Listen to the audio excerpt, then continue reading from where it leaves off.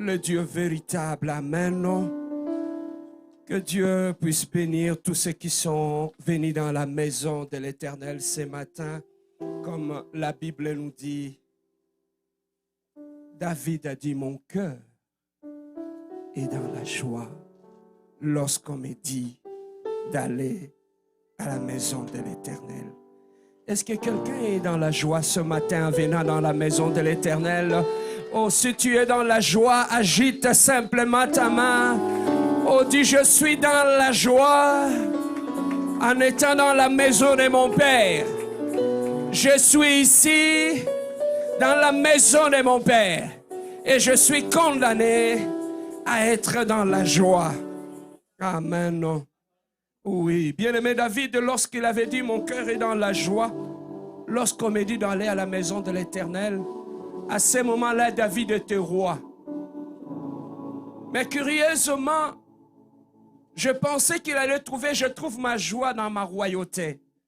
Mais il a dit, là où je suis roi, ce n'est pas là que je trouve ma joie. Ma joie est dans la maison de mon Père. Parce qu'il savait les secrets qui se cachaient dans la maison de Dieu. Amen, non? Bien-aimé, lorsque tu connais les secrets qui se cachent dans la maison de l'Éternel, la maison de l'Éternel deviendra un lieu de joie pour toi. Est-ce que ce lieu est un lieu de joie pour toi? Oui, bien-aimé, nous avions commencé depuis la semaine passée toute une série d'enseignements où nous sommes en train de parler du Dieu d'Abraham, du Dieu d'Isaac et le Dieu de Jacob. C'est un enseignement extrêmement puissant, un enseignement enrichissant que lorsque, bien-aimé dans le Seigneur, on se met là-dessus, on peut puiser de merveilles, bien-aimé, que vous n'avez pas l'idée. Je les relis encore cette semaine, l'histoire d'Abraham. J'ai encore découvert des choses, des trésors, bien-aimés dans le Seigneur, dans cette histoire. Voilà pourquoi nous avons dit, tout ce temps ici, nous allons faire asseoir l'Église pour enseigner l'Église. Oh, je vois quelqu'un qui élève ta main, qui dit, Seigneur, enseigne-moi. Seigneur, amène-moi la maturité. Amène-moi l'altitude. Merci, mon Dieu. Voilà pourquoi, bien-aimé, la semaine passée, nous avons eu à parler sur David. N'est-ce pas? Oh, on a parlé sur qui? Mais comment toi tu acceptes David? Amen, hein? En bouge ton voisin, dis-lui, réveille-toi. Oh, il ne comprend pas le français, dis-lui en anglais, wake up, brother. Bien-aimé, nous avons commencé à parler sur Abraham. Nous étions partis à l'école d'Abraham où nous avons appris beaucoup de choses sur cet homme qui est Abraham. Il est parmi les patriarches. Il est parmi les gens que Dieu a élevés, que Dieu avait bénis. Nous avions dit que le Dieu d'Abraham, c'est d'abord le Dieu de la séparation. Est-ce que quelqu'un peut dire séparation? Donc nous comprenons que lorsque tu commences à marcher avec Dieu, l'audiovisuel, si on peut m'augmenter le volume de mon micro, que ce soit dans la salle et dans le live, ça sera une bonne chose. Alors, nous sommes en train de parler du Dieu d'Abraham. Et le Dieu d'Abraham, bien-aimé dans le Seigneur, c'est d'abord le Dieu de séparation. Nous avons compris que dans le Seigneur, si on veut devenir, il faut d'abord se séparer. Donc, aussi longtemps que tu ne t'es pas bien séparé, il te sera difficile d'entrer dans ta destinée. Donc, la première porte du succès dans la destinée, c'est la porte de la séparation. Il faut que tu passes par là. Et nous avons vu toute la vie d'Abraham, c'était une vie de séparation. Abraham, Dieu l'a séparé de sa patrie. Il lui a séparé de la maison de son père. Abraham, Dieu lui avait séparé de sa nation. Ça, c'était la première séparation. Et Dieu est allé, il a continué. Après l'avoir séparé de la mentalité de sa famille, de sa maison et de sa patrie, Dieu l'avait séparé de quoi? De son nom. Tu étais Abraham qui veut dire père élevé et tu deviendras Abraham qui veut dire père de multitudes. Donc Dieu l'a séparé même avec son propre nom. La troisième séparation. Dieu a séparé Abraham de son neveu Lot. Dieu l'a séparé. Et nous avons vu plus tard, Dieu a séparé Abraham avec son propre nom. Il a dit le nom que tu as porté depuis la maison de ton père. Si tu veux que je t'amène dans ta destinée, il faudrait que je te sépare de ce nom que tes parents t'ont donné. Alors pour séparer Abraham de ces noms-là, qu'est-ce que Dieu a fait? Dieu est allé dans son propre nom. Il a puisé un H et il a placé les H au milieu du nom d'Abraham.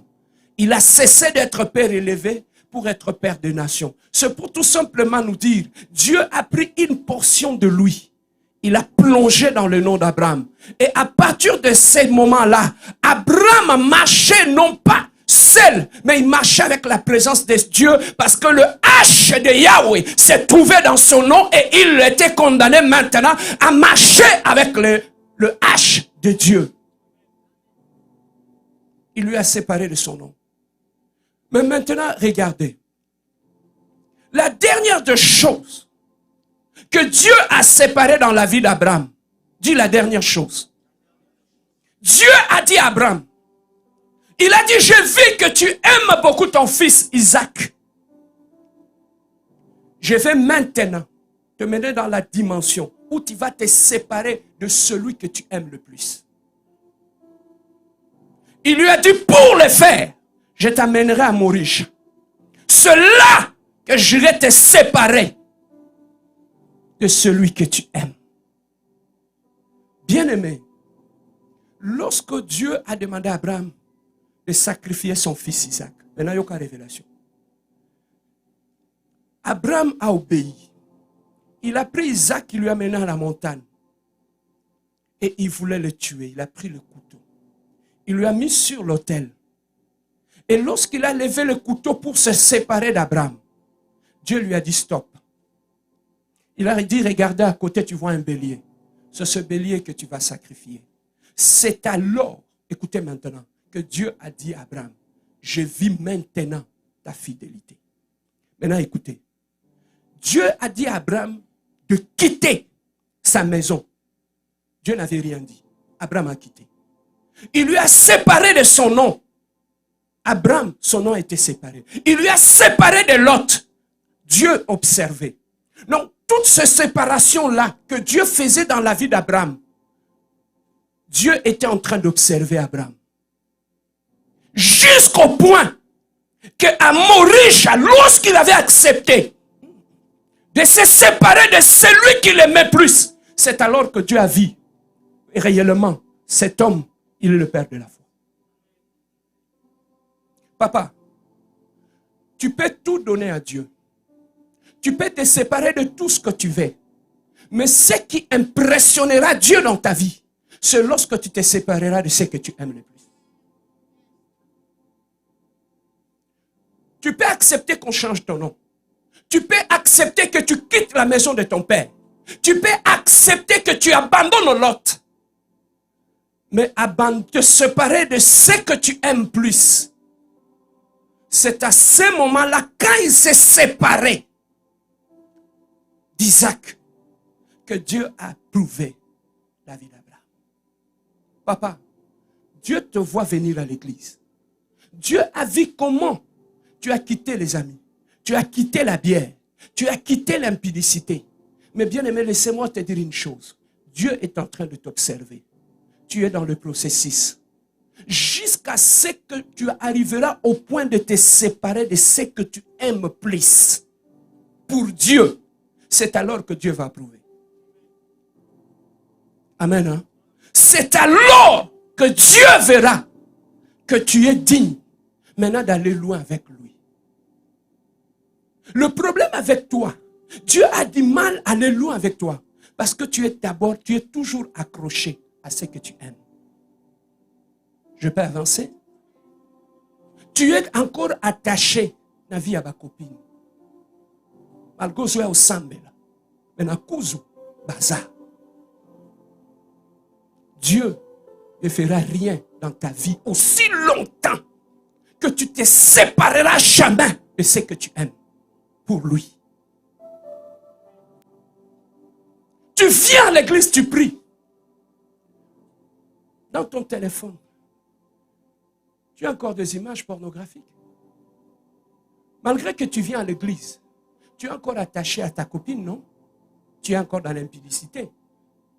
Comment Dieu va te bénir? Tu as quitté le monde comme Abraham. Tu as quitté l'autre comme Abraham. Mais tu ne veux pas céder ton Isaac. Voilà ce qui a bloqué ta progression avec Dieu. Tu n'as pas voulu te séparer de ta colère. Où est-ce que Dieu va t'amener? Tu es encore rancunier. Où est-ce que Dieu va aller avec toi? Abraham, papa. J'ai dit, mais Dieu a demandé à Abraham, sors de la maison de tes parents. Abraham est sorti. Et ce n'était pas suffisant de quitter la maison de son père. Ce n'était pas suffisant pour Dieu de quitter son neveu. Ce n'était pas suffisant pour quitter le nom qu'il avait hérité de ses parents. Jusqu'à ce que, papa, Dieu t'amènera à mourir et te mettra à l'épreuve. Bien-aimé, tu ne peux pas aller loin avec Dieu. Dieu ne peut pas faire de grandes choses dans ta vie si tu es encore attaché aux choses que tu aimes. Ton problème, ce ne sont pas les sorciers. Non, tu n'es pas envoûté. Ton problème, tu es attaché à quelque chose que Dieu veut que tu lui donnes, mais tu ne veux pas. Oh,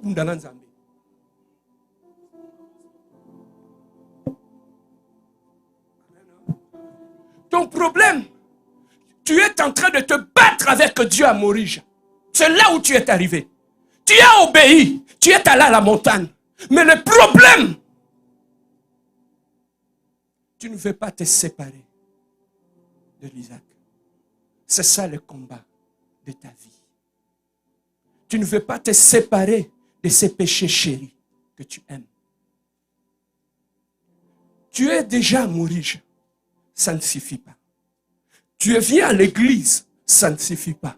Mais c'est que Dieu attend de toi, que tu te sépares de ton unique, de ton Isaac. Tu sais pourquoi Dieu ne te bénit pas? C'est parce que tu es attaché à ton Isaac. Ton Isaac, toi tu viens à l'église, mais tu laisses ton argent à la maison. Ton argent n'est pas dans la présence de Dieu. Quand on te demande de bénir Dieu, tu mets la main dans la poche, tu cherches le billet le plus petit. Nous devons nous dire certaines choses. En 2 semaines, je donne un exemple. On te paye 1200 $. Après 2 semaines, tu viens à l'église. Tu prends un 5 $. Non, soyons sérieux avec nous-mêmes, non? Et tu vas venir chasser l'esprit de la pauvreté à l'église. Laissez-moi te dire une chose. Papa, en termes de la prospérité, n'écoutez pas les prédications qu'on nous a vendues là-bas. Il n'y a aucune imposition de main qui t'amènera à la prospérité. Il n'y a aucune jeûne de prière qui te rendra riche.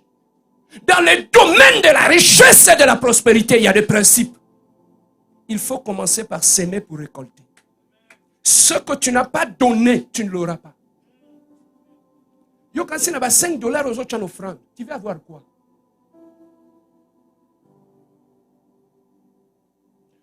Ne tiens pas ta main fort devant Dieu. Je vais te faire un témoignage que j'ai vécu la semaine passée. J'ai demandé au frère Eliazar, j'ai dit, on va acheter un piano. On va changer notre piano, on va avoir un piano professionnel. Comme ça, au moins pendant 5-6 ans, on va rester comme ça avec un bon piano. Il est allé voir le prix, il m'a dit, papa, c'est 1200 $ le piano. J'ai dit, ok, moi, je vais l'acheter pour l'église. Il est parti, j'ai dit, tu vas venir chercher l'argent.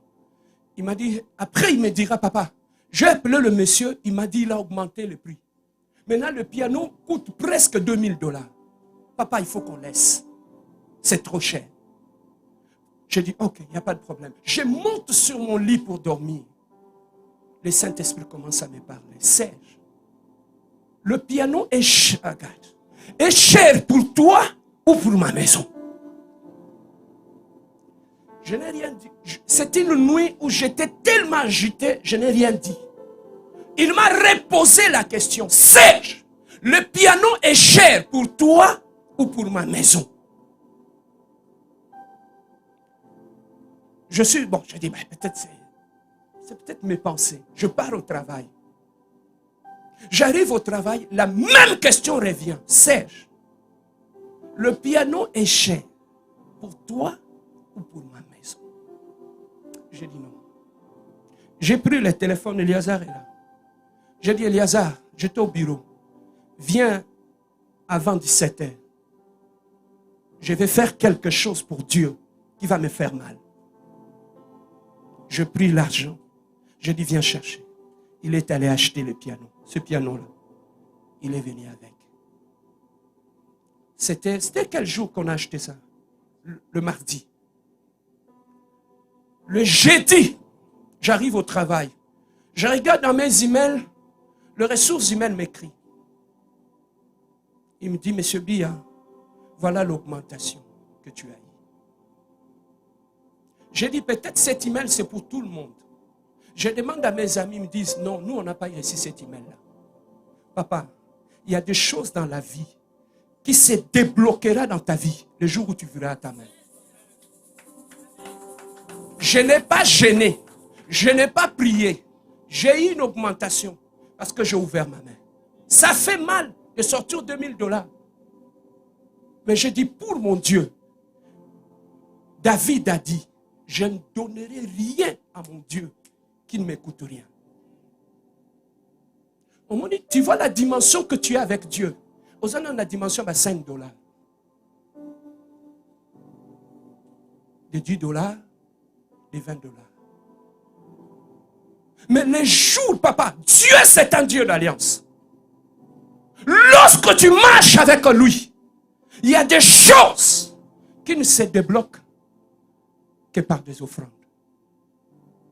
Je peux avancer?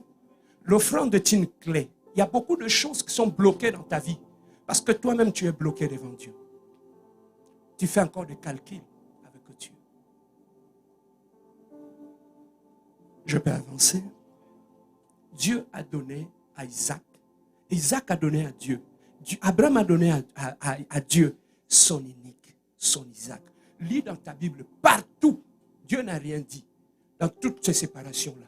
Le jour où il était en mesure de donner à Dieu son Isaac, c'est ces jours-là que Dieu a commencé à parler. Relis la Bible. On a dit à Morige, Abraham n'avait pas prié, il avait donné. Je peux avancer? À Golgotha, Jésus n'avait pas prié, Dieu avait donné son fils unique. Et ça a tout déclenché dans l'humanité. Je peux avancer? Papa, même dans le domaine spirituel, même quand tu vas chez les féticheurs, tu penses que quand tu vas chez les féticheurs, ils vont faire des incantations, des imprécations sans que tu donnes rien?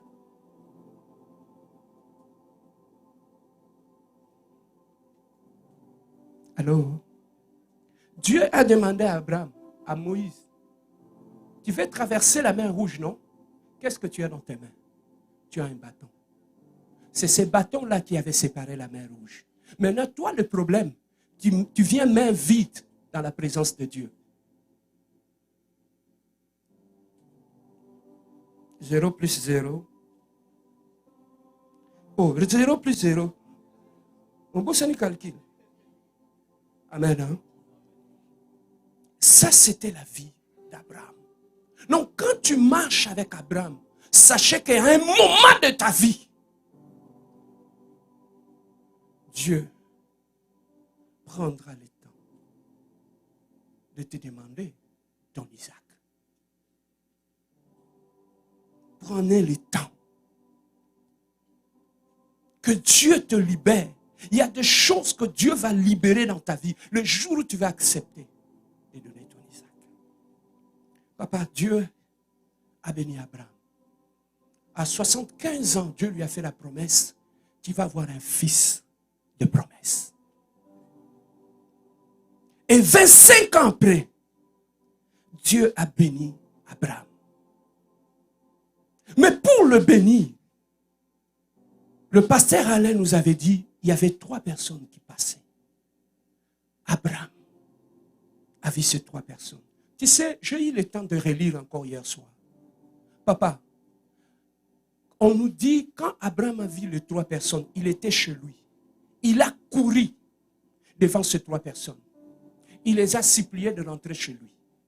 Quand ils sont rentrés, lis dans ta Bible, la Bible nous dit, Abraham, il était en train de courir, même dans sa maison. On a dit, lorsqu'il les a installés, il a couru pour aller dire à son serviteur, prépare à manger pour eux. Quand ils étaient en train de préparer à manger, lis dans ta Bible, on nous dit, Abraham a couru encore pour aller chercher du lait frélaté pour donner à ces gens-là, pour boire. Dans quelles conditions Abraham avait-il mis ces gens-là? Papa, c'est tout simplement pour te faire voir. Dieu, tu ne le verras pas descendre. Tu ne le verras pas. La Bible nous dit, Dieu est le maître de temps et de circonstances. Le circonstance de ta bénédiction, c'est Dieu qui va les créer. Le problème dans ta vie, ça veut dire que tu n'as pas un esprit révélé pour comprendre les circonstances que Dieu crée tout autour de toi pour te bénir. Je peux avancer? Dieu peut créer un problème dans l'église. Mais ces problèmes-là, derrière ces problèmes, Dieu veut bénir quelqu'un dans l'église. Dieu peut permettre qu'on ait une facture d'électricité, qu'on n'arrive pas à payer. C'est une opportunité de bénédiction. Lorsque tu acceptes de le payer, Dieu déclenche quelque chose. Donc, des fois, il faut comprendre. Dieu crée le besoin lorsqu'il veut bénir quelqu'un. Derrière le besoin que Dieu crée, lorsque tu sais saisir les opportunités, et derrière ces opportunités-là, ce sont des occasions de bénédiction. Amen. Hein? J'avais un frère un jour, il est venu dans l'église. Il est venu me voir à la fin du culte. Il me dit, papa, est-ce que tu peux me donner la clé de ta voiture? J'ai dit, il n'y a pas de problème. Il a pris la clé. Je ne savais pas où est-ce qu'il allait. Il a amené ça dans la station. Arrivé à la station, il a fait le full plein d'essence. Maintenant, à côté de là où lui, il était sur cette pompe, sur l'autre pompe, il y avait une sœur qui était là, qui avait du mal à ouvrir le coffre pour là où on met du gaz. Il ne savait pas où appuyer, la sœur. Il a demandé à ses frères, est-ce que tu peux me montrer où est-ce qu'on appuie pour ouvrir le coffre? Il a ouvert le coffre. Le coffre s'est ouvert. Lui faisait le plein, la fille faisait et remplissait aussi son auto. 7 mois après, c'est cette fille-là qui était la fiancée de sa vie, qu'il a épousée. S'il n'avait pas eu l'audace de me demander la voiture pour amener la voiture à la station d'essence, allait-il rencontrer la femme de sa destinée? Dieu a créé un besoin. Il a placé un fardeau dans son cœur. Il a saisi. Et là où il a saisi, c'est là qu'il est allé être béni. C'est la même chose que Dieu a créé un besoin dans l'église. Je me suis retenu jusqu'à ce que j'ai lâché, j'ai acheté le piano. Et Dieu m'a béni au travail. Frère, il y a des choses, papa, que tu auras avec la prière. Mais il y a aussi des choses dans la vie. Tu les auras lorsque tu sauras saisir les opportunités. Je peux avancer.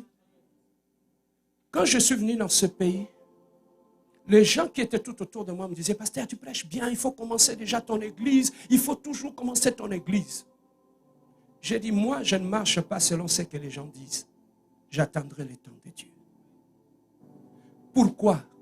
Quand je suis allé aider les autres pasteurs dans leurs églises, il y avait une bénédiction qui était cachée. Pendant que moi, j'étais en train d'animer les autres visions, Dieu était en train de préparer ma vision à moi. Tu vois comment Dieu fait les choses. Dieu peut créer un besoin. Mais dans ces besoins-là, lorsque tu réponds, tu es béni. Voilà pourquoi j'aime toujours le dire. Avec Dieu, si tu veux être béni, sois souple. Apprends à reconnaître les mouvements du Saint-Esprit. Lorsque le Saint-Esprit t'amène à gauche, va à gauche. Lorsqu'il t'amène à droite, va à droite. Voilà pourquoi Dieu nous dit, il faudrait que tu sois brisé. Parce que le brisement nous permet de suivre le mouvement du vent, du Saint-Esprit. Lorsque tu n'es pas brisé, tu seras ancré dans tes propres principes charnels. Mais lorsque Dieu te brise, c'est pour te rendre sensible au mouvement du Saint-Esprit. Le problème dans ta vie, c'est un problème de sensibilité au mouvement du Saint-Esprit. Tu es encore attaché à la chair. Voilà pourquoi il est difficile pour que tu puisses saisir les choses de Dieu. Est-ce que quelqu'un peut dire le mouvement du Saint-Esprit? Même là où je prêche, j'ai demandé à Dieu, Seigneur, pourquoi nous avons du mal à saisir ce que tu nous donnes au travers de ta parole. Écoutez ce que le Saint-Esprit m'a enseigné. Dans l'homme, il y a deux parties. L'homme est bipartite. Dans l'homme, il y a l'esprit, il y a l'homme dans la chair. Il y a la chair et l'esprit. Même là où moi je prêche, écoutez, Dieu dit, ma parole est esprit et vie. Donc quand moi je prêche ici, la parole de Dieu est esprit. Tu ne le vois pas. Mais maintenant, papa, écoutez. Lorsque tu écoutes la parole, il y a deux façons d'écouter une prédication. On peut écouter la prédication avec son esprit, comme on peut écouter la prédication avec sa chair. Tu peux mettre deux personnes qui écoutent la même prédication. À la fin du culte, ils ne te diront pas la même chose. Pourquoi? Parce que l'autre a capté les messages avec son esprit. L'autre l'a capté avec la chair. Je vais te donner un exemple. Lorsque je prends mon doigt, je te dis, regarde cette lumière. Un homme spirituel, il voit la lumière. Mais un homme charnel, il voit mon doigt.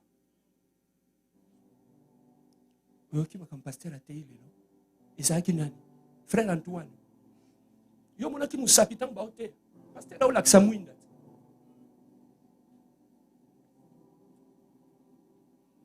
C'est ça, écouter la prédication avec son esprit, avec la chair. Quand tu écoutes avec l'esprit, tu écoutes les choses révélées. Lorsque tu écoutes avec l'esprit, tu ressors de la prédication avec les rèmes et les sidis l'éternel. Lorsque tu écoutes la prédication avec la chair,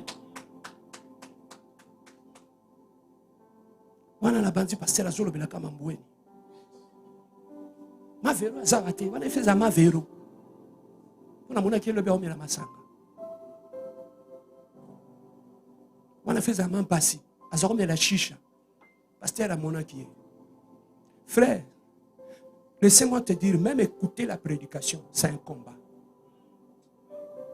Là où tu es assis, tu m'écoutes, là, il y a un combat entre l'esprit et la chair. L'esprit veut résister à cette parole qui est prêchée. Mais la chair résiste pendant que l'esprit veut recevoir.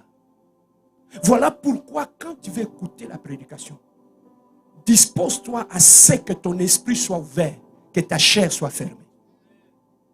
Tu ressortiras béni et sage. Bien-aimé, tu sais pourquoi Dieu nous parle? Pourquoi la parole de Dieu est un combat même pour l'écouter? Un jour, j'ai fini le travail. Je rentrais chez moi. À côté de chez moi, il y a une voie de service. Tu sais, lorsque tu sors de l'autoroute, tu rentres dans la voie normale. Des fois, le réflexe pour réduire la vitesse, des fois, on entre avec une vitesse élevée. Je suis rentré et au lieu de baisser la vitesse, j'étais dans une zone de 50. Moi, j'étais presque à 75, 80. Je roulais sur la voie de service. Papa, il y a une voie avant moi, il y a une voiture qui est sortie qui m'a coupé. Il est passé devant moi. Je ne sais pas s'il roulait à 20 ou à 15. Maintenant, il m'a obligé complètement à réduire ma vitesse jusqu'à 50. Parce que je ne pouvais pas le dépasser. J'étais dans une zone où je ne pouvais pas le dépasser. J'étais obligé de le suivre derrière. Il m'a imposé une vitesse que lui, il avait. Je baissais ma vitesse jusqu'à 50. Papa, écoutez. À des coins de rue, le policier était caché comme ça. Donc, si ces gars-là ne m'avaient pas ralenti, j'allais avoir une contravention. Mais pendant qu'il m'a ralentissé avant de voir les policiers, papa, qu'est-ce que je n'avais pas dit? Méchant côté, méchant. Méchant côté linga. Moi méchant. J'ai dit, mais pourquoi il me ralentit comme ça? Moi, je vais aller manger mon foufou. Et on a dépassé la police. C'est tout simplement, c'est à ce moment-là que le Saint-Esprit m'a dit, Serge, tu vois ce qui vient de se passer? C'est ça, c'est que moi je fais à vos vies, que vous ne comprenez pas. Deux fois, je permets des situations dans vos vies pour vous ralentir, pour ne pas tomber dans le piège de l'ennemi. Tu vois comme moi je prêche ici. Deux fois, je prêche pour te ralentir, de t'empêcher que demain tu tombes dans le piège de l'ennemi. Parce que tu as pris une direction qui va t'amener vers la chute. Mais quand tu viens à l'église, je prêche. Je sais que ma prédication peut choquer, peut bousculer. Mais le but de ma prédication, c'est pour te ralentir dans la vitesse que tu as. Est-ce que quelqu'un peut donner une main d'acclamation à Dieu?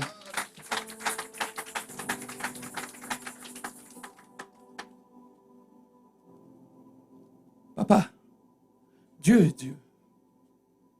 Dieu, il est Dieu.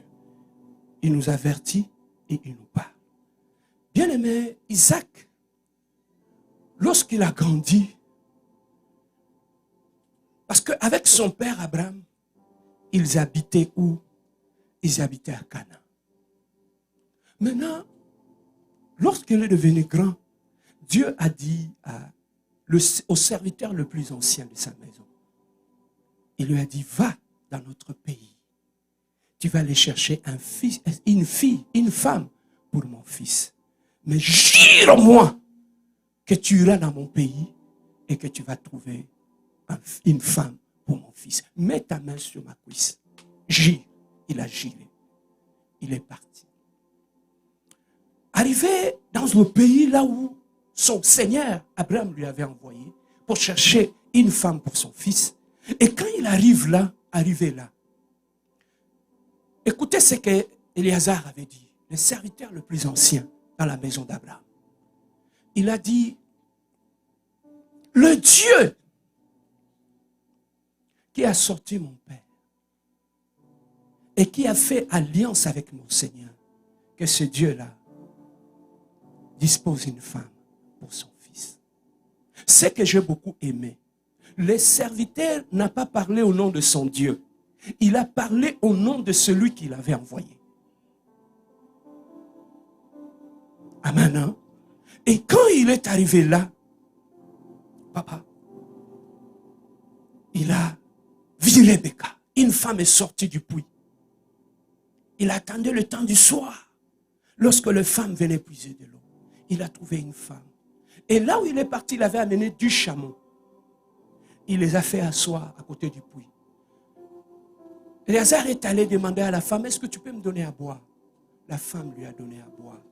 Maintenant, écoutez, elle a pris la cruche d'eau. Elle a nourri du chameau. Tu sais, un chameau, il boit combien de litres? Mais cette femme, quelle patience! Jusqu'au point de nourrir 10 chameaux. Éléazar a dit, je ne peux plus rien faire. Il a dit, tu es la femme du fils de mon Seigneur. Je vais t'en amener là où je suis. Il est allé voir le parent. Et c'est comme ça que Rebecca s'est mariée avec Isaac. Je peux parler à une sœur ce matin. Ma sœur, il y a certaines bénédictions dans ta vie. C'est ton caractère qui les donnera. Je peux répéter. Tu vois pourquoi il y a beaucoup de nos sœurs prient. Mais le célibat règne à maître absolu. Ce n'est pas forcément l'esprit de célibat. Ce sont les mauvais caractères. Il y a de bénédictions, c'est seulement ton caractère qui te donnera accès à ces bénédictions-là. Rebecca n'avait pas prié pour chercher un mari. Quand bien même le besoin était là, mais son sens de service, son caractère, son humilité, sa compassion lui avait ouvert la porte de sa bénédiction.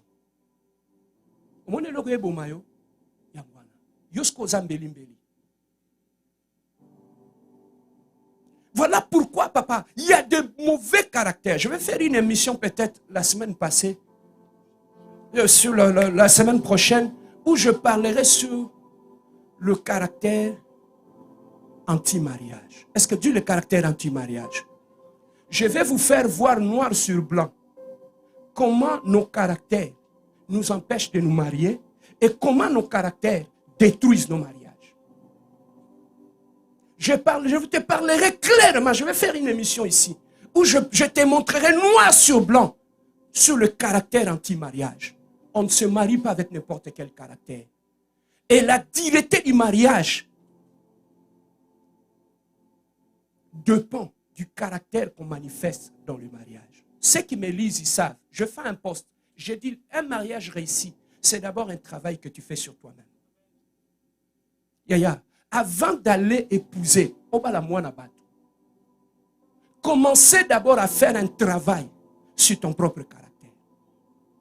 Tu ne peux pas te marier avec le blessure du passé. Parce que lorsque tu ne guéris pas tes blessures, tes propres blessures deviendront ton propre poison et va te détruire. C'est ça que tu vois d'autres personnes dans le mariage. Insensibilité notoire. Il est comme Nabal. Le problème est qu'il porte en lui un poison qui vient du blessure de son passé. Et la pauvre femme dans le mariage, Aoulila. Il y a des hommes, hein, même quand sa femme lui dit, chérie, je t'aime, il ne répond rien.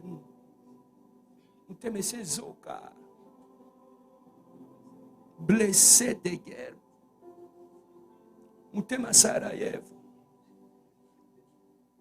Amen. Hein?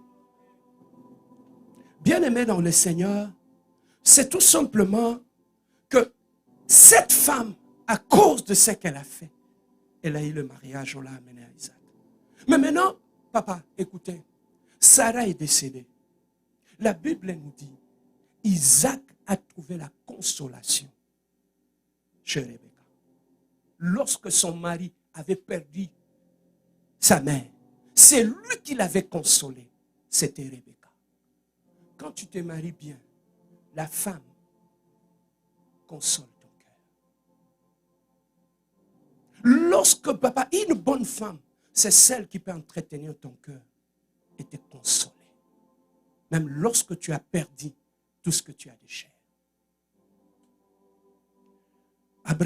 Isaac, il a commencé à fonctionner. Mais maintenant, regardez ceci. Isaac est celui qui se trouve entre Abraham et Jacob. Lui, il est au milieu. Yoka révélation. Il est au milieu entre Abraham et Jacob. Il est l'intermédiaire entre les deux. Isaac,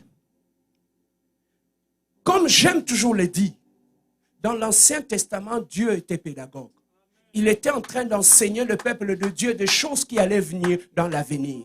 Voilà pourquoi, bien-aimés dans le Seigneur, lorsque nous étudions Abraham, au fait, nous étudions le mystère qui est caché derrière le Père, Dieu. Lorsque nous étudions Isaac, c'est le Fils, c'est le mystère qui se cache derrière le Christ. Lorsque nous étudions Jacob, qui est le Saint-Esprit de Dieu, c'est de lui que les 12 tribus d'Israël est sorti. L'Église est sortie du Saint-Esprit.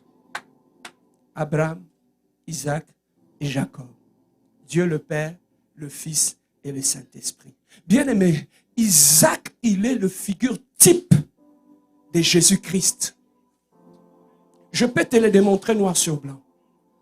Parmi tous les patriarches qui sont restés dans la Bible, Isaac est le seul patriarche pour qui on est allé épouser une femme.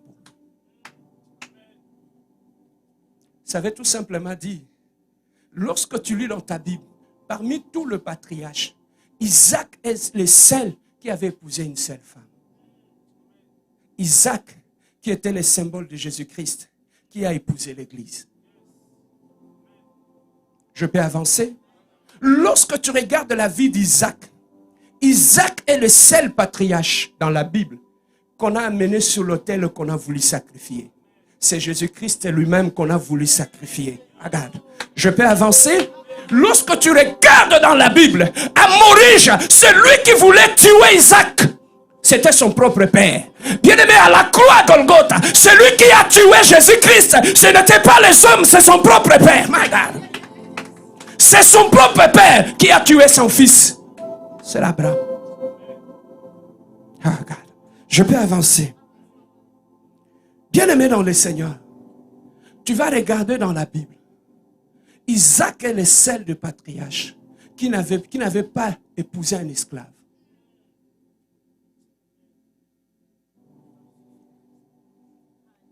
Oh, regarde. Oh, si j'étais en Éthiopie. Oh, si j'étais en Angleterre. Oh, si j'étais en Malawi. Bien-aimé, Isaac, c'est le figure type de Jésus-Christ.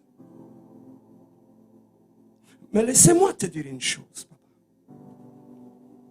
Lorsqu'Isaac a grandi, son père, Dieu l'a dit à Abraham, prends Isaac, amène-le à Morige. Tu vas sacrifier, je vais ce fils-là. Et quand il venait, ils sont arrivés à Morige. Abraham a dit à ses serviteurs, vous restez ici. Nous irons à la montagne. Papa, dans ta marche chrétienne, il arrivera un moment lorsque tu marches avec Dieu, il faut que tu mettes les amis de côté. Pour que tu sois seul avec Dieu. Il y a des saisons dans la vie chrétienne qui va t'imposer la solitude. Où tu dois rester seul sur la montagne avec Dieu. Papa, écoutez ceci. Lorsque Abraham est monté sur la montagne, arrivé à la montagne, il a demandé à son père, papa, je vis le feu, je vis le bois, mais où est le... Non. Je vis le feu, je vis le bois, mais où est le couteau?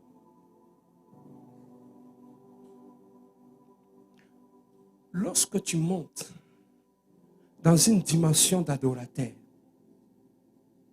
on ne monte pas avec un couteau. Le couteau blesse les autres. Le couteau tue. Un vrai adorateur ne porte pas un couteau sur lui. Un vrai adorateur, dans son caractère, il n'y a plus de couteau. Il ne blesse plus les autres. Parce que c'est un adorateur. Parmi les caractéristiques d'un adorateur ne se promène pas avec un couteau. Il les laisse en bas de la montagne. Un adorateur, lorsqu'il va à la montagne, il a besoin de deux choses. Le bois et le feu. Lorsqu'il monte à la montagne.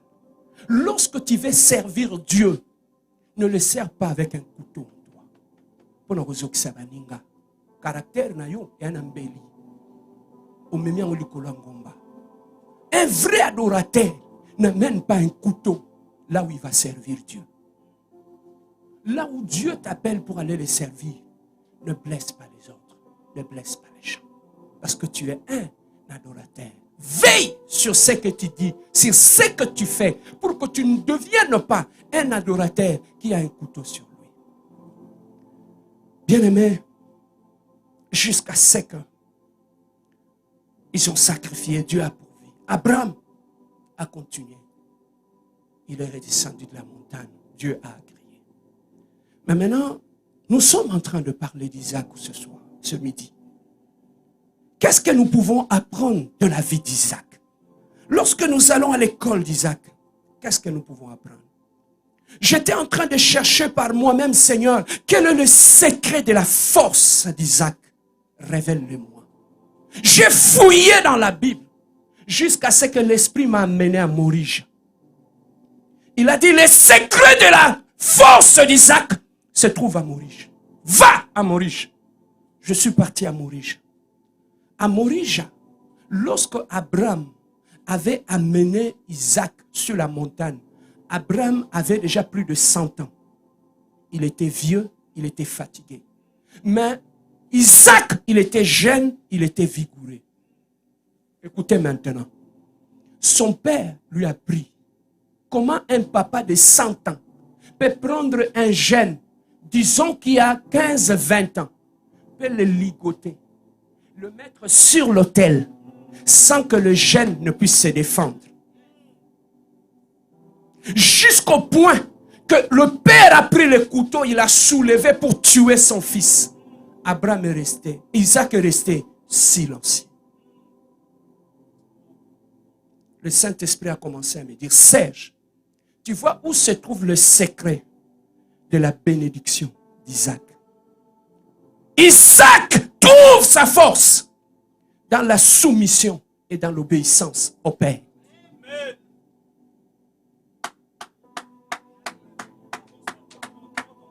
Papa, Isaac, avec la force et la vigueur de la jeunesse, il pouvait fuir. Mais il n'a pas fui. Il est resté là, par obéissance à son Père. La force de la vie chrétienne réside dans l'obéissance et la soumission à Dieu. Tu peux prêcher comme je prêche ici. Laissez-moi vous dire une chose. Le secret dans la vie chrétienne n'est pas ce que nous faisons devant les gens. La force dans la vie chrétienne, c'est ce que tu fais en cachette avec Dieu. Voilà pourquoi au monde anga na wela côté le maliboswa wati. Parce qu'au côté le maliboswa na mabolongo. Et j'ai un niveau plus que toi. Le secret, c'est qui fait la force ou la solidité d'une maison. Ne réside pas ce qui est apparent, réside dans ce qui est caché, c'est dans les fondements. Ce qui fait la force d'une vie chrétienne, c'est ta relation avec Dieu. Ce qui fait la force dans ta vie chrétienne, c'est le niveau de la crainte de Dieu. Ce qui fait la force de la vie chrétienne, c'est ce qui se fait en cachette, pas en public, papa. La vraie force se trouve en cachette. Le problème avec nous, l'église, mais dans les secrets, tu as une fondation. Il y a un téléminami soit battu. Tu as la berère moko l'église, même au bas l'école de dimanche, parce que fondement est. La Bible nous dit, faute de fondement, que fera le juste? Papa, la force, je te donne le secret de la vie chrétienne. Tu me vois, je prêche ici. Mon secret ne se trouve pas ici. Mon secret se trouve dans ce que je fais. Tu sais le nombre d'heures que je passe en prière. Tu sais les sacrifices que je fais. Tu sais, nous les jeunes, le problème, quand tu vois quelqu'un qui roule en Rolls-Royce, tu veux aussi rouler en Rolls-Royce. Mais tu l'envies, tu l'admires, tu te projettes en rouler avec cette voiture. Mais le problème est que, est-ce que tu connais le prix qu'il a payé pour rouler en Rolls-Royce? C'est ça, nous, le problème, nous les jeunes. Quand on trouve quelqu'un en train de faire des exploits, Monsieur Peli, moi aussi, Ngaïpé, moi aussi je vais faire ceci. Mais est-ce que tu connais le prix que cette personne a payé pour être là où il est? Quand tu vois quelqu'un qui prêche, les gens l'écoutent, il a une grande église. Des gens comme de Oedep. Tu connais le prix qu'il a payé? Le jour que je lis l'histoire de ces messieurs, j'ai dit non. Le secret se trouve dans le prix que tu payes. Tu veux devenir grand. Aux un niveau à Kotonga. Ozana na niveau au kangana batu binemi. Ozana na niveau au silikaso basali au reproche. Olungo kende ba pinanga. Tu vas aller où? Tu vas aller où? Tu ne peux pas monter en faisant ce que tout le monde fait. Tu ne peux pas. Dieu a élevé Samson. Il lui a dit dans le secret, ne coupe pas tes cheveux.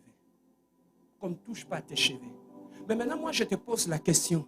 Ce que toi, tu fais pour Dieu. Le secret réside dans la vie, dans ce que Dieu t'a dit. Il a dit à Abraham, Abraham, comme tu as obéi à ma voix, voilà comment je vais te bénir. Le secret dans la vie chrétienne se trouve dans l'obéissance à Dieu. La façon que tu obéis à Dieu en cachette, c'est cette façon qui va t'élever devant les gens. Dans les choses de Dieu, il n'y a pas de favoritisme. Il n'y a pas de favoritisme. Papa, je dis toujours aux gens, ne me flattez pas pour que moi je t'élève. C'est Dieu.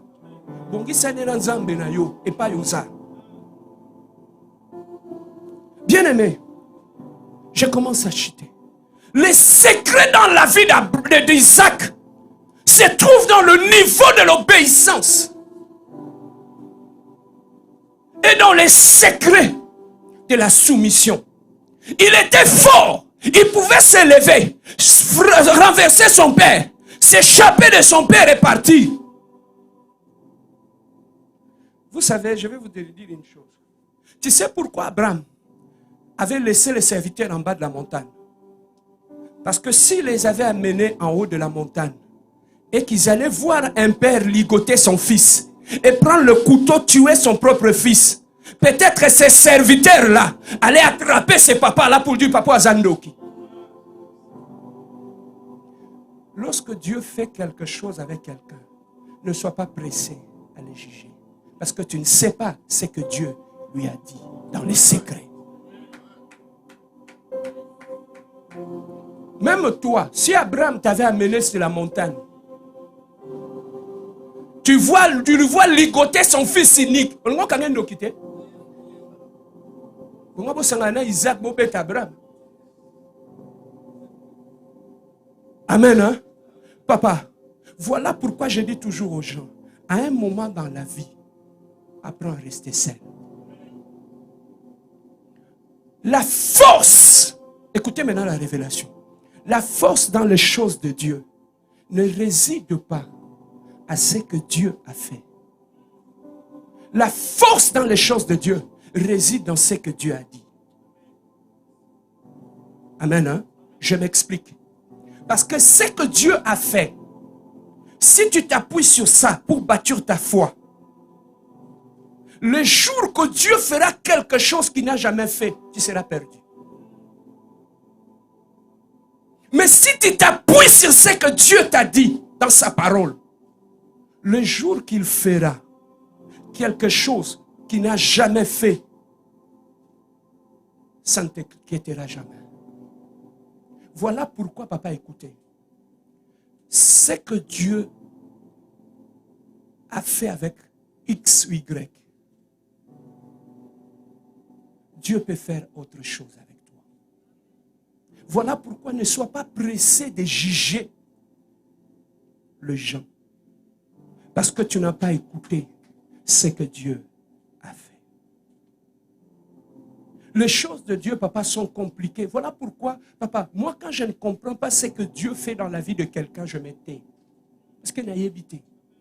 Même quand tu viens me demander, mais pasteur, pourquoi lui, à chaque fois quand il prie, il met de l'eau sur la tête? Et moi je sais. Je ne sais pas. Amen. Hein? Papa, Dieu, il est souverain. Il fait ce qu'il fait, comme il le fait, avec qui il le fait. Voilà pourquoi, bien-aimé dans le Seigneur, le secret dans la vie chrétienne réside dans l'obéissance à la parole et au Père. Mais maintenant, écoutez ce que l'obéissance et la soumission à son père a eu comme conséquence dans la vie d'Isaac. Prends ta Bible. Moi, je suis bibliste. J'aime beaucoup lire. Nous allons les découvrir ensemble. Ce que Dieu a accompli dans la vie d'Isaac. Oui, il est merveilleux. Prends Genèse, chapitre 26. Genèse, chapitre 26. Est-ce que nous sommes là? Écoutez maintenant ceci. Il y eut une famine, Jamine 26.1. Il y eut une famine dans le pays, outre la première famine qui eut lieu du temps d'Abraham. Et Isaac alla vers Abimelech, roi de Philistins de Guérar. L'Éternel lui apparut et dit, ne descends pas en Égypte, demeure dans le pays que je te dirai. Séjourne dans ce pays-ci, je serai avec toi, je te bénirai, car je donnerai tous ces contrées à toi et à ta postérité. Je te tiendrai le serment que je fais à qui? Abraham à qui? Ton père. 4. Je ferai quoi? Ta postérité comme les étoiles du ciel. Je donnerai à la postérité toutes ces contrées et toutes les nations de la terre seront bénies en ta postérité. 5. Écoutez maintenant, parce que a obéi à quoi? Et il a aimé mes statuts. Donc nous voyons, même la bénédiction d'Abraham était attachée à quoi? À l'obéissance. Amen. Hein? On lève ta main du Seigneur, donne-moi l'esprit d'obéissance. L'obéissance est une grande clé de bénédiction dans la marche chrétienne. Dieu a dit clairement à Isaac, si je bénis ton père, c'est parce que ton père marchait dans l'obéissance. On a parlé de la prière ici. On a parlé des jeûnes et prières. On a parlé de l'obéissance. Papa, il y a certaines choses dans la vie, tu les auras simplement à cause de ton obéissance à Dieu. Voilà pourquoi moi, tu vas me voir. Ça ne m'impressionne pas. Ça ne m'impressionne pas. Ce qui m'impressionne, c'est le niveau de ton obéissance et de la crainte de Dieu en toi. Parce que ce qui monte dans la dimension d'Abraham, ce ne sont pas forcément des hommes et des femmes de prière. Ce sont des hommes et des femmes d'obéissance. Tout le monde peut prêcher. Tout le monde peut diriger le culte. Tout le monde peut chanter. Mais tout le monde n'a pas la capacité de se plier devant la volonté de Dieu. Et c'est là que se trouve notre force. Amen. Hein? Bien aimé. Mais maintenant, qu'est-ce qui a fait la force d'Isaac? Qu'est-ce qui a fait la force d'Isaac? Nous sommes toujours dans le verset 26. Mais maintenant, quand Dieu parlait à Abraham, à Isaac, il lui a dit des choses que j'avais promis à qui? À ton père. Papa, lorsque Dieu s'est révélé à Moïse, à Horeb, il lui a dit, qu'est-ce que j'irai dire au peuple d'Israël que j'ai rencontré qui? Dieu lui a dit, allez leur dire mon nom et je suis. Après, Dieu ajoute, il dit, allez leur dire que je suis le Dieu d'Abraham, d'Isaac et de Jacob. C'est pour simplement montrer au peuple d'Israël que moi, avant d'être votre Dieu, j'étais d'abord le Dieu de vos pères. Le Dieu qui vous bénira, ce n'est pas votre Dieu, c'est le Dieu de vos pères. Amen. Hein? Bien-aimé, c'est ça ce que Dieu a rappelé à Isaac. Il a dit, Isaac, si je t'ai béni, ce n'est pas seulement à cause de toi, mais c'est à cause de l'obéissance de ton père. J'ai des choses que j'avais promis à ton père. Voilà pourquoi je vais le réaliser dans ta vie. Papa, le secret dans la marche chrétienne, dans l'église de la compassion, Dieu a placé un père. Ce père-là a fait une alliance avec Dieu. Ce père-là a des promesses qu'il a fait avec Dieu. À cause de ton obéissance, le Dieu que nous servons à l'église de la compassion, c'est d'abord le Dieu de notre Père. Voilà pourquoi, papa, en Israël, on niaisait pas avec ça. Éliazar, lorsque Abraham lui avait envoyé pour aller chercher une femme pour son fils, il a dit, le Dieu de mon Seigneur, celui qui va pourvoir une femme pour son fils. Il n'a pas parlé de son Dieu à lui. Parce qu'il sait que Dieu, c'est un Dieu de généalogie. Est-ce que quelqu'un peut dire généalogie? Dieu fonctionne avec l'arbre généalogique. Dans la famille, il y a un père, il y a un fils. Donc, il y a eu toute une généalogie. Dieu travaille dans l'ordre. Même quand il se présente pour arriver à David, lui-même, il s'est classé dans la généalogie. C'est que Dieu respecte l'ordre. C'est que dans les choses de Dieu, on ne se présente pas par lui-même. On se présente par les dieux de ses pères. Tu comprends, papa? Donc, on ne vient pas. Non, après, c'est l'Anzambe. Anzambe n'a pas de boniko.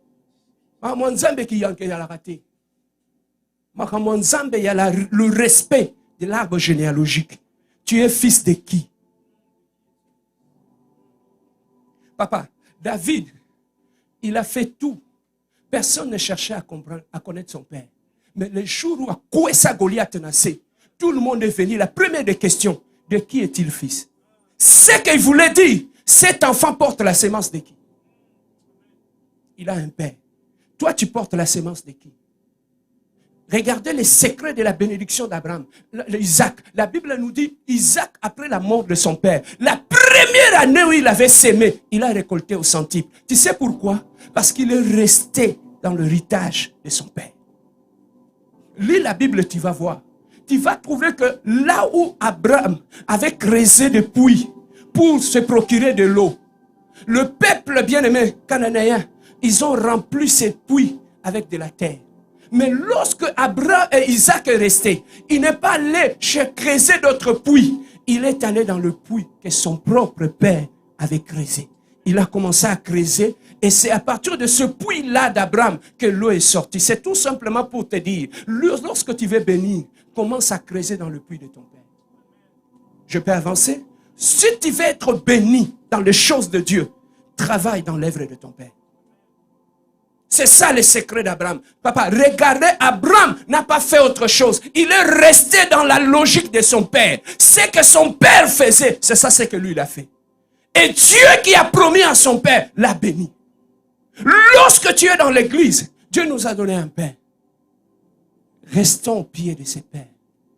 Les alliances de ses pères nous procurera la bénédiction. La bénédiction, les promesses qui sont attachées au père, sera nos bénédictions aussi. Bien-aimés dans le Seigneur, les choses de Dieu, voilà où se trouve le secret de l'obéissance, le secret d'Isaac. Pourquoi? Parce que Isaac est resté obéissant à son père. Papa, Dieu a établi un père dans l'église. C'est ton obéissance au père que Dieu t'a donné. Écoutez, papa, une onction que tu n'honores pas ne te bénira jamais. Une onction que tu critiques ne sera pas une bénédiction pour toi. Amen. Hein? Ça, c'est le principe. Jésus est arrivé. Il ne s'est pas présenté lui-même pour dire, me voici, je suis l'agneau de Dieu. Il est passé par Jean-Baptiste. Dans les sacerdoces, on ne se présente pas soi-même. Ce sont les aînés qui nous présentent. Mais maintenant, toi, tu veux servir Dieu. Qui t'avait présenté au monde? Si Jésus était Dieu, Jean-Baptiste a dit, voici l'agneau de Dieu. C'est parce que Jésus savait que dans les choses de Dieu, il y a un ordre qu'il faut respecter. On ne se présente pas. On ne se présente pas soi-même. Voilà, bien-aimé dans le Seigneur, lorsque ton Père te présente, tu vas voir même Élie. Lorsque Élisée est parti, Élisée, lorsqu'il a traversé le Jourdain, Lorsqu'il voulait revenir, il a pris le manteau de son père. Il a frappé l'eau. L'eau s'est ouverte. Il a dit, où est le Dieu d'Élie? Il n'a pas divisé l'eau avec son propre Dieu. Il a utilisé le Dieu de son père. Toi, tu utilises le Dieu de qui? Tu utilises le Dieu de qui? Papa, tu sais, aujourd'hui, dans les choses de Dieu, il y a tellement de désordre que Moutounion se peut s'élever le matin et s'improviser. Mais dans les choses de Dieu, ça ne marche pas comme ça. Avant de libérer le peuple d'Israël, il a dit, Bino, non, Kangola Bino. Mais voyez que je ne suis pas votre Dieu, mais je suis le Dieu de vos pères. J'ai commencé avec Abraham. Je suis passé à Isaac.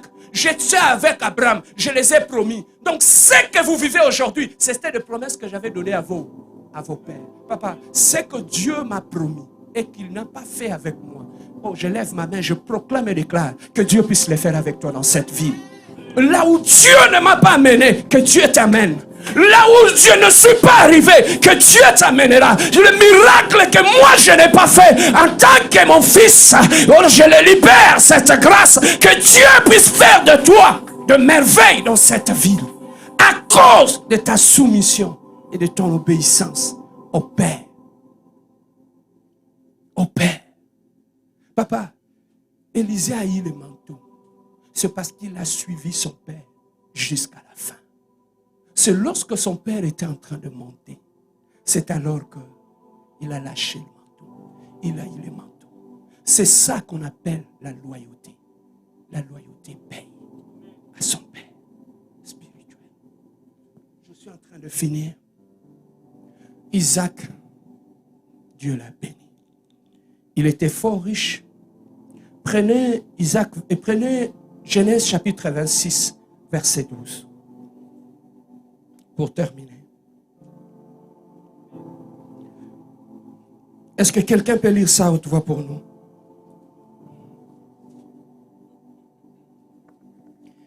Genèse 26, 12 et 13, nous lisons au nom de Jésus.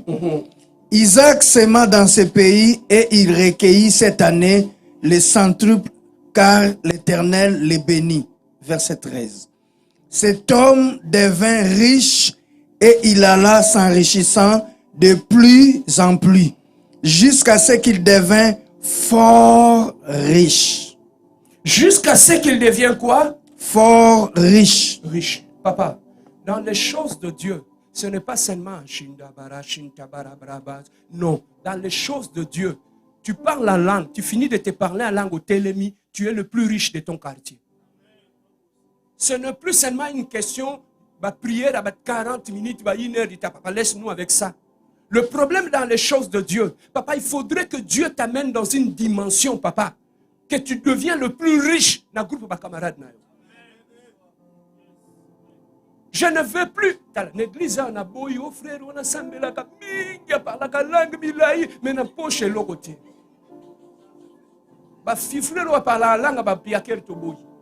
Ici, on nous dit, Isaac devient riche. On n'a pas parlé de la prière. On a parlé de la richesse. C'est que le Dieu que nous servons, c'est un Dieu de richesse. Papa, moi je refuse de servir Dieu et rester pauvre. Oh, errez les pauvres. Papa, nous voulons à la fois. Papa, nous, on ne veut pas que nous, on reste dans un coin en train de parler en langue. Et ceux qui sont dans l'impudicité, dans l'adultère, après tout le Sengabang, on ne veut pas de ces dieux-là. Nous voulons un Dieu où on parle en langue, où on gêne, on prie et on est riche. Oh, que Dieu te élève, que tu deviens riche. Oh, le plus riche de ton quartier, lève la main, dis je le reçois. Oh, proclame-le, dis je suis le plus riche de mon quartier. Isaac devient riche et fort, hein? Riche. Tout ce qu'il faisait se multipliait. C'est que lorsque tu as Dieu, papa, ici, on a dit Isaac était devenu riche et fort riche, n'est-ce pas? On a lu ça ensemble. Avez-vous quelque part où Isaac a gêné? Tu as vu là où il a gêné? Mais comment il est devenu fort riche?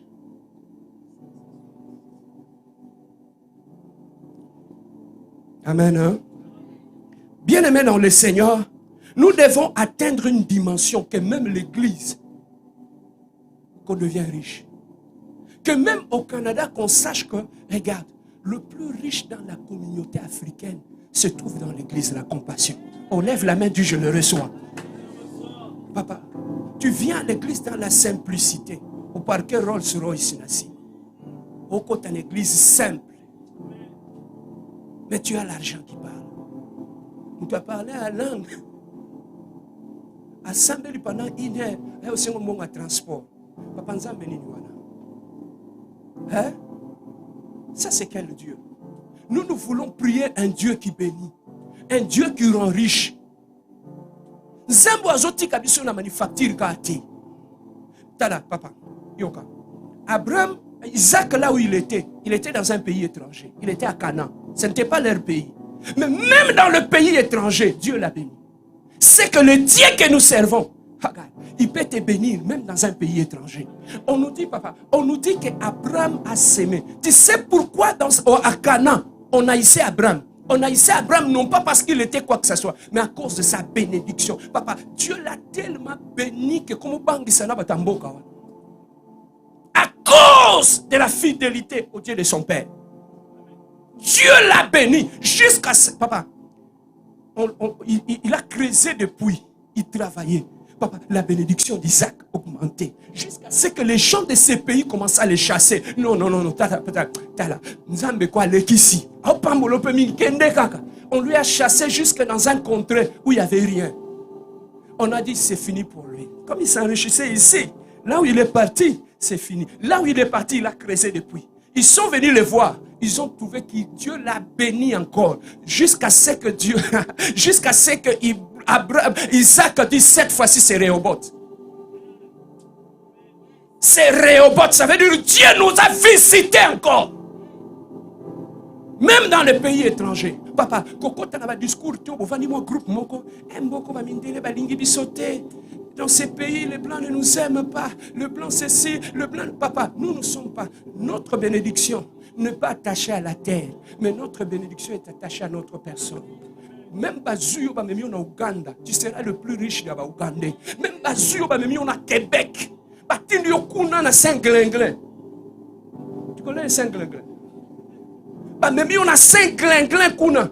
Tu arrives là, Baïkoezouen à Montréal. Il y a quelqu'un qui est là. Un Africain qui est richement béni. C'est que la bénédiction n'est pas liée au sol. La bénédiction est attachée à la personne. Bazo bengana Isaac, mais pas iba otindi kaye, et pas zo kenda opambo la makaka. Quel niveau? Non, la bénédiction, papa, est attachée à l'alliance, est attachée à l'obéissance, est attachée à ton obéissance à Dieu. Pour terminer, écoutez les secrets, papa. Ton obéissance à Dieu, il y a un tombolo avant ma camarade nayo. Ton la groupe. Mais ce qui va te distinguer, c'est le niveau de l'obéissance et de la crainte de Dieu que tu as. Mais sœurs, écoutez-moi.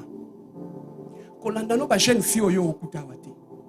Mingi babanga nzambete. Yango moni ba ka bongo. Mais yo, fais la différence. Fais la différence. Kolanda ba jeune ozo kutana mboko te. Ba ya une église mais babanga nzambete. Ba une église mais ba te kobo. Bato ba shisha. Mutu ba somba shisha na palais. Acha, so abelu abibisi mini ko abungi. Aïe une église, on m'a dit dans la prière. Oh, je vois des visions. Oh, je vois Dieu. Nzamba nini yo mona. Nzamba shisha. Nzamba bimana shisha te. Papa, c'est tout simplement pour nous faire voir. Quand Dieu t'amène dans ce pays, ne copie pas les modèles de chrétiens que tu trouves dans ce pays. Dieu, le foi, apprend à marcher seul avec Dieu. S'il faut rester seul, restez seul. Mais avec Dieu. Mieux vaut être seul qu'être mal accompagné. Pourquoi je dis cela? Il y a des malédictions d'alliance, d'association. Au moment où tu as la vie, Ils viennent avec des malédictions qui viennent de la maison de leur père. Quand tu t'associes à eux, tu disparais. C'est ce que j'appelle la malédiction par association. Non, il y a des associations dans la vie. Il y a des milieux, il y a des amis. Quand tu t'attaches à eux, papa, tu sais pourquoi moi j'ai arrêté avec les amis?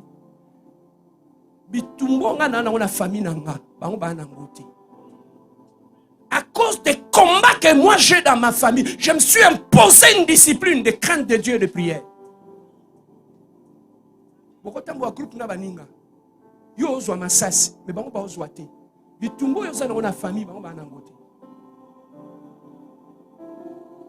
Je peux avancer. Voilà pourquoi, papa, il faut éviter d'autres associations. Parce qu'il y en a d'autres associations qui sont tout simplement où tu as trait à la malédiction. Il n'y a pas que le danger lié à l'association. Il y a aussi le danger lié au venin. Dis venin. Papa, je termine par là. Le serpent, il est beau, mais il porte en lui un poison. Je peux avancer? Oui, que venin,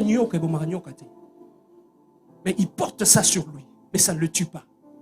C'est lorsque ça sort de chez lui, ça entre dans une autre personne, ça le tue.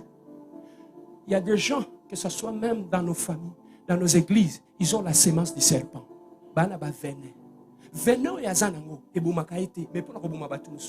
Voilà pourquoi il y a des gens, quand tu lui laisses tes oreilles, il a un venin. Il va te l'inoculer.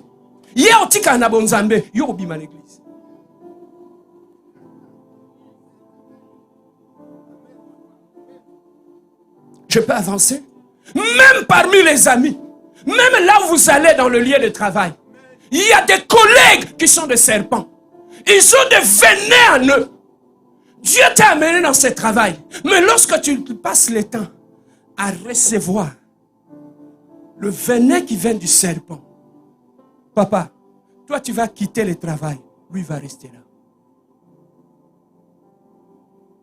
Tu es marié, non? Le problème que tu as dans ton mariage, c'est parce que tu t'es fait entourer par des amis serpents.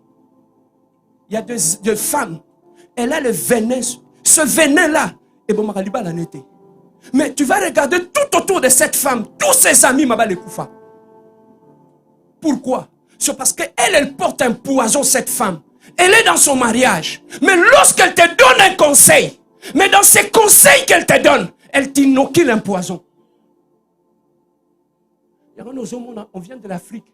Quand on vient ici, Mabale Koufa. Pourquoi? C'est à cause du poison. Les serpents qu'on rencontre. Par-ci, par-là. Un frère est arrivé.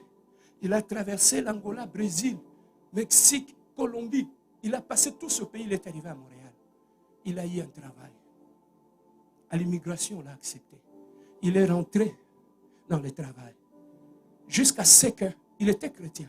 Les amis commençaient à lui dire, mais toi, tu es venu à Montréal. Tu n'as pas encore sorti avec une blanche. Non, trouve-toi une blanche aussi. Par mégarde, il est tombé sur une latine. Il commençait à sortir avec. La fille est tombée enceinte. La fille est tombée enceinte. Quand son père a vu que sa fille était enceinte, il a dit, tu garderas cette grossesse. Et aujourd'hui, la fille, elle a eu 2 jumeaux. Papa, pension alimentaire, x2. Mon multiplication à jardin, il y a à vivre. Pourquoi? Parce que dans ton parcours, tu as rencontré des amis serpents.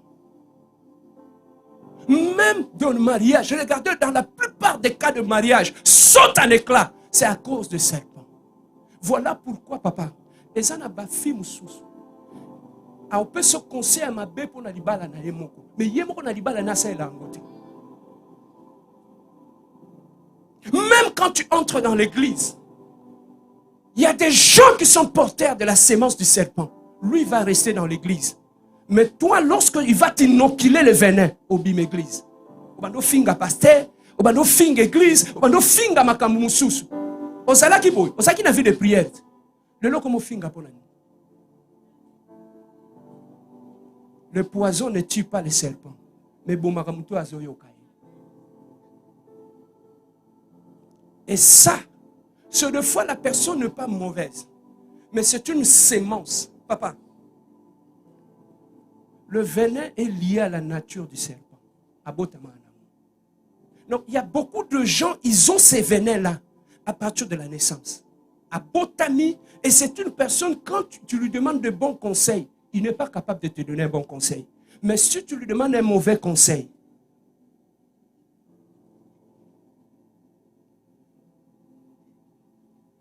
amen. Hein?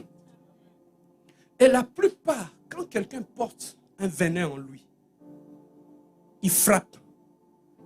Quand il n'atteint pas son cible, il se transforme en victime. Mais la personne a frappé. Mais comme il a raté les cibles, il devient victime. Mais quand tu as l'esprit faible, tu vas croire qu'il est victime. Alors que celui qui avait inoculé le venin en premier. La plupart des manipulateurs, s'il veut te faire du mal, il te frappe. S'il n'est pas capable de t'atteindre, il s'est fait victime.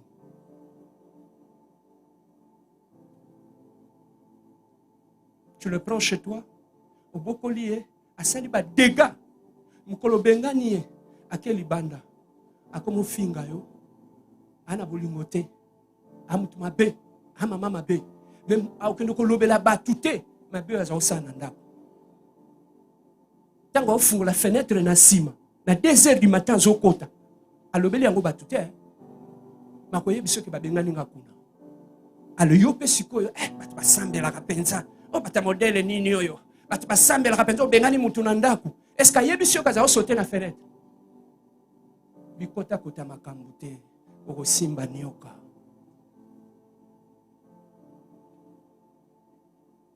Si moi je fais du mal aux gens et qu'on me frappe, tu penses que je vais venir te dire le mal que je fais? Non, l'action m'a béba salima. Mais je te dirai jamais le mal qu'on m'a fait. Yamba yamba pété.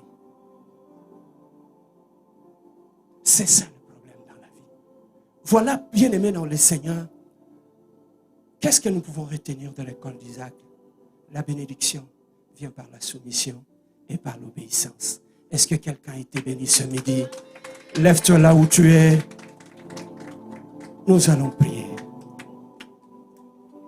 Je sais que j'ai eu le temps de dire beaucoup de choses, mais dans tout ce que je dis, il y a un message uniquement pour toi. La soumission et l'obéissance.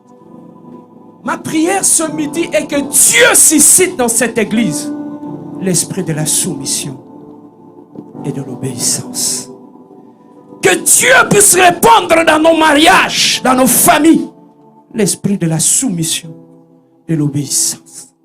L'obéissance à nos pères, l'obéissance à notre Père spirituel, l'obéissance à Dieu. Nous avons les yeux fermés. Je parlais de beaucoup de choses. Je ne sais pas qu'est-ce que ton esprit a capté.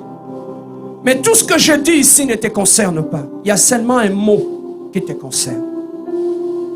J'aimerais que tu te focalises sur ça avant que je ne prie sur toi. Nous sommes nombreux. Dieu a parlé à chacun de nous. Tout ce qui est dit ici ne te concerne pas forcément. Mais il y a un message que Dieu a voulu que tu comprennes ce midi sur la soumission, sur l'obéissance dans ta marche. Cette soumission d'Isaac qui amène à la richesse, cette soumission d'Isaac qui amène à la grandeur, cette soumission à Dieu qui amène à la bénédiction. Je veux que tu sois béni, que tu deviennes un grand homme dans cette ville, que tu sois une femme riche et fort riche, que tu sois un jeune, mais qui est béni de Dieu, un grand partenaire pour l'œuvre de Dieu. Mais le secret réside dans la soumission. J'aimerais que tu parles à Dieu. J'aimerais que tu parles à Dieu, Yaya. J'aimerais que tu parles à Dieu. C'est un secret entre toi et Dieu. Au travers de ce que Dieu t'a dit. j'aimerais que tu puisses prendre 2 ou 3 décisions en toi-même qui vont changer la direction de ton parcours. Quand bien même le message peut nous bousculer, mais derrière ce message, Dieu veut nous ralentir d'un danger qui est devant nous. Je ne sais pas, Dieu est en train de te ralentir par rapport à quoi? La vitesse avec laquelle que tu es en train de rouler. Dieu a vu un danger devant toi. Voilà pourquoi il a envoyé ce message pour te parler et t'avertir d'un danger. Parle à Dieu. Pendant que ce cantique est en train de monter à Dieu, élève ta voix et parle à notre Créateur. Seigneur de gloire, Papa, nous sommes bénis en toi, éternel Dieu. Tu nous as amenés ce midi à l'école d'Isaac, Seigneur. Seigneur, tu as voulu parler à mon cœur, à mon âme, Seigneur. Tu voulais me montrer l'importance, éternel Dieu, de la soumission à toi, de l'humilité et de l'effacement devant toi, Jésus. Seigneur, ce midi, je te demande une chose, Adonai. Répands sur mon cœur l'esprit de la soumission et de l'obéissance à toi, Jésus. Je vais marcher dans l'obéissance. Je vais marcher dans la soumission.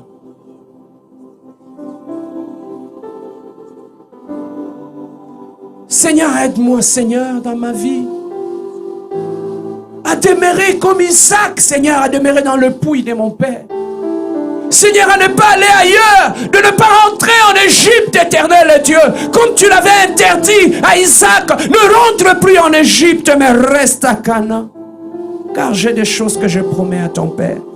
Seigneur, que rien ne me ramène en Égypte, que rien ne me ramène au monde, que rien ne me ramène à ce que j'avais vomi hier, que rien ne me ramène à l'impudicité, que rien ne me ramène, éternel Dieu, à l'alcool ou à la drogue. Seigneur, tu m'as appelé à avancer avec toi. Seigneur, il n'y a que toi qui peux me réparer. Je te bénis parce que je te bénis dans ta maison, Seigneur. Tu m'as corrigé, tu m'as réparé, tu m'as restauré, tu m'as conseillé, tu m'as relevé dans ta maison, éternel Dieu. Merci, mon Dieu, mon roi, car tu es le Dieu glorieux. Tu es le Dieu puissant et merveilleux, éternel, le Dieu de gloire.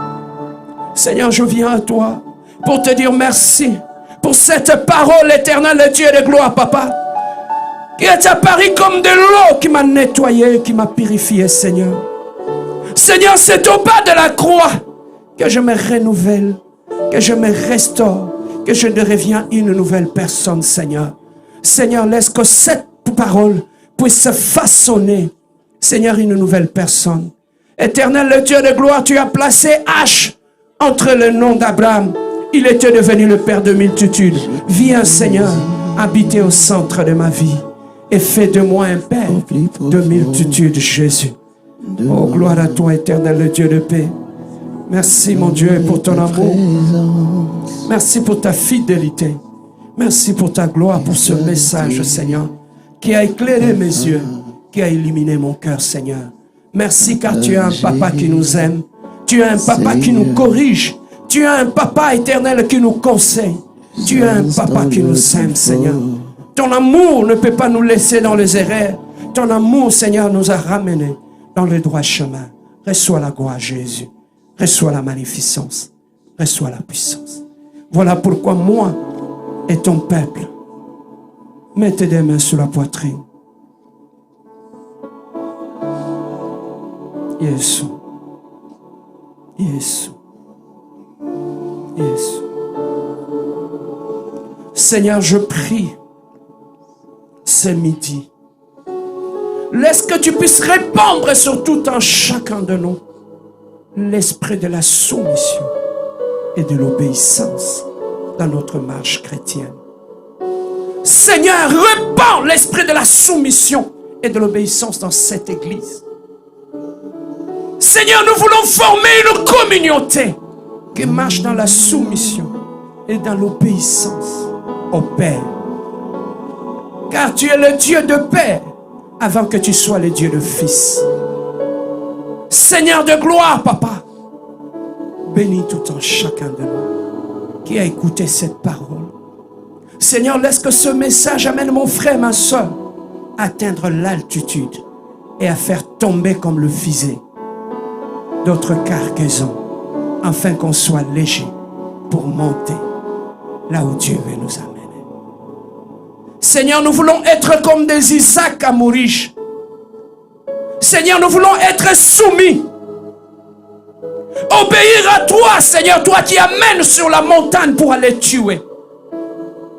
Seigneur, c'est lorsque Christ était